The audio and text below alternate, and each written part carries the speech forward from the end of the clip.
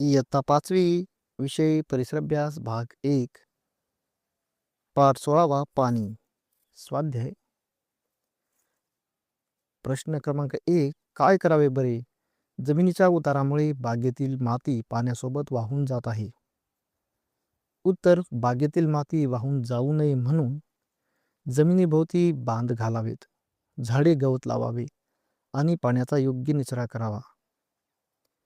2 जरा डोके चालवा. पावसाचे पाणी जमिनीत मुरण्यासाठी रस्ते व पादचारी मार्ग कसे बांधावे.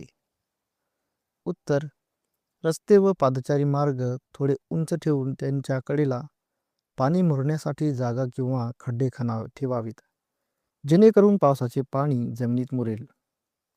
प्रश्न 3 प्रश्नांची उत्तरे लिहा. अ दुष्काळात कोणती परिस्थिती निर्माण होते. उत्तर दुष्काळात पाण्याची तीव्र टंचाई निर्माण होते, शेतीचे नुकसान होते आणि लोक व जनावरांना पाण्यासाठी अडचणी येतात.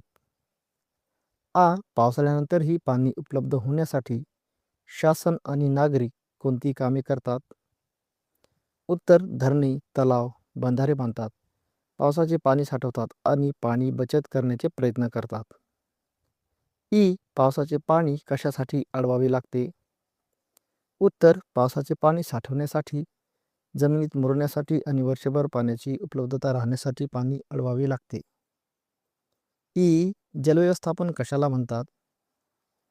उत्तर पाण्याचा योग्य वापर, साठवण व नियोजन करून पाणी जपणे याला जलव्यवस्थापन म्हणतात. प्रश्न क्रमांक 4 चुकी बरोबर ते सांगा व चुकीचे विधान दुरुस्त करा. अ पावसाचे पाणी आपल्याला वर्षभर मिळते. उत्तर चूक.